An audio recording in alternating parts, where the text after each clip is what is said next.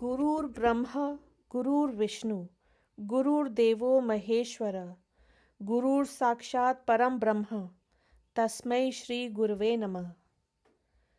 जिंदगी में समय कैसा भी आ जाए, भगवान पर विश्वास हमेशा बनाए रखें, क्योंकि वह वक्त को कभी भी बदल सकते हैं। भगवान चाहे तो वो रंग को भी राजा बना सकते हैं और राजा को कभी भी रंग बनना पड़ सकता है। हमें अपने भगवान पर, अपने इष्ट पर, अपने देवता पर हमेशा अटूट विश्वास होना चाहिए। वो कहते हैं ना कि भगवान की मर्जी के बिना कोई पत्ता भी नहीं हिलता। अगर हम अपने मन में, अपनी भक्ति में सच्चे हैं तो भगवान हमें ऐसे कई संकेत देते हैं कि जिससे हमें इस बात का एहसास होता है कि वो हमें सुन सकते हैं और वो कहीं और नहीं, सदैव हमारे मन में, हमारे आसपास ही हैं।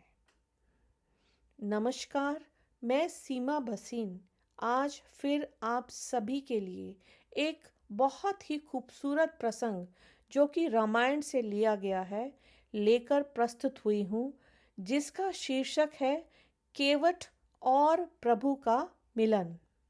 एक बहुत ही खूबसूरत प्रसंग है और मैं आप सबसे रिक्वेस्ट करूंगी कि इसको बहुत ध्यान से सुने।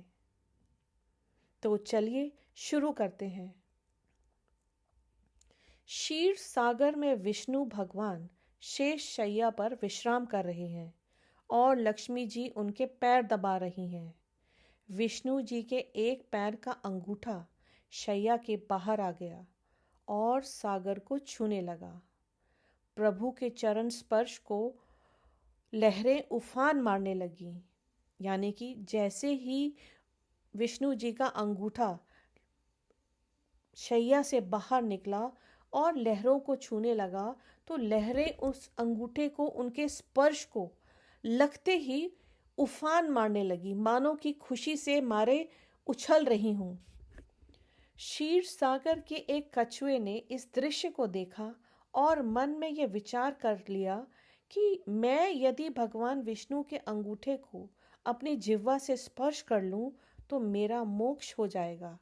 और यही सब सोचते हुए वह कछुआ उनकी ओर बढ़ा, उनके अंगूठे को स्पर्श करने के लिए। भगवान विष्णु की ओर कछुए को आते हुए शेषनाग जी ने देख लिया और उसे भगाने के लिए बहुत जोर से फुफकारा। फुफकार सुनकर कछुआ डर कर छुप गया। कुछ समय पश्चात जब शेष जी का ध्यान उस तरफ से हट गया तो उसने पुनः प्रयास किया। इस बार लक्ष्मी देवी की दृष्टि उस पर पड़ गई और उन्होंने उसे भगा दिया। इस प्रकार उस कछुए ने अनेकों प्रयास किए, पर शेष जी और लक्ष्मी माता के कारण उसे कभी सफलता नहीं मिली। इसी प्रतीक्षा में सृष्टि की रचना हो गई और सतयुग बीत जाने के बाद त्रेता युग आ गया। इस मध्य उस कछुए ने अनेक बार अनेक योनियों में जन्म लिया और प्रत्येक जन्म में भगवान की प्राप्ति का प्रयत्न करता रहा। अपने तपोबल से उसने दिव्य दृष्टि को प्राप्त कर लिया था।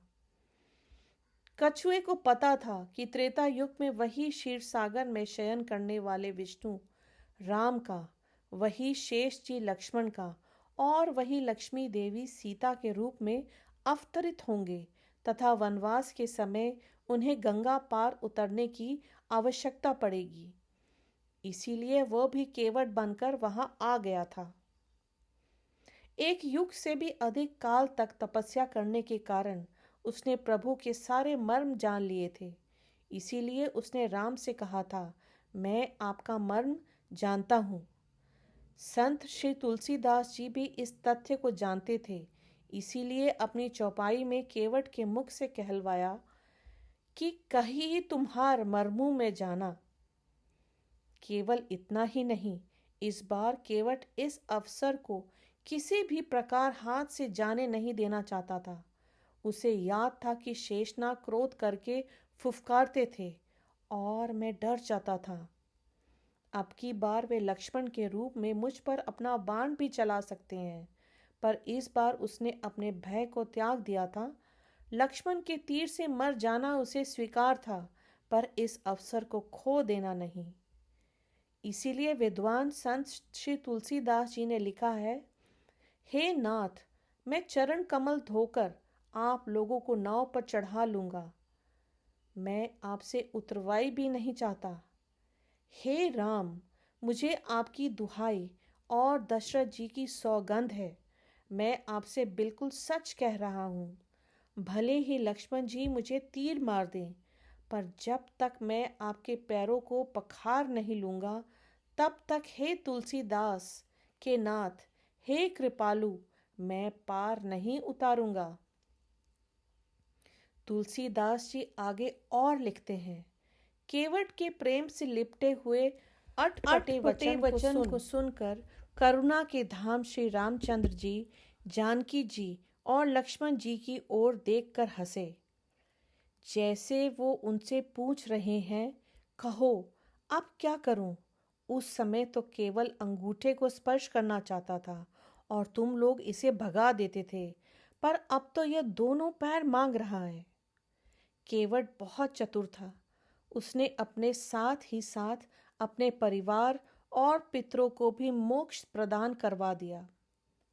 तुलसीदास जी लिखते हैं, चरणों को धोकर पूरे परिवार सहित उसने चरणामृत का पान करके उसी जल से पितरों का तर्पण करके अपने पितरों को भव सागर से पार कर फिर आनंद पूर्वक प्रभु श्री रामचंद्र को गंगा के पार ले गया। उस समय का प्रसंग है जब केवट भगवान के चरण धो रहे हैं। बहुत ही प्यारा और मनोहर दृश्य है। भगवान का एक पैर धोकर उसे निकलकर कटौती से बाहर रख देते हैं और जब दूसरा धोने लगते हैं तो पहला वाला पैर गीला होने से जमीन पर रखने से धूल भरा हो जाता है। केवट दूसरा पैर बाहर रखते हैं, फिर पहले वाले को धोते हैं। एक एक पैर को 7-7 बार धोते हैं। फिर ये सब देखकर कहते हैं, प्रभु एक पैर कटौती में रखिए, दूसरा मेरे माथे पर रखिए ताकि मैला ना हो। जब भगवान ऐसा ही करते हैं तो जरा सोचिए क्या स्थिति होगी। एक पैर कटौती पर और दूसरा केवट के हाथों में। भगवान दोनों पैरों से खड़े नहीं हो पाते। बोले, केवट मैं गिर जाऊंगा। केवट बोला, चिंता क्यों करते हो भगवान, दोनों हाथों को मेरे सिर पर रखकर खड़े हो जाइए, फिर नहीं गिरेंगे। जैसे कोई छोटा बच्चा है, जब उसकी माँ उसे स्नान कराती है तो बच्चा माँ के सिर पर हाथ रखकर खड़ा हो जाता है। भगवान भी आज वैसे ही खड़े हैं। भगवान केवट से बोले, भैया केवट, मेरे अंदर का अभिमान आज टूट गया। केवट बोला, प्रभु क्या कह रहे हैं? भगवान बोले, सच कह रहा हूँ केवट, अभी तक मेरे अंदर अभिमान था कि मैं भक्तों को गिरने से बचाता हूँ, पर आज पता चला कि भक्त भी भगवान को गिरने से बचाता है। जय श्री राम, जय सीताराम। तो ये है हमारा आज का बहुत ही खूबसूरत प्रसंग और मैं उम्मीद करती हूँ कि आप सभी ने इस प्रसंग का आनंद जरूर उठाया होगा। धन्यवाद।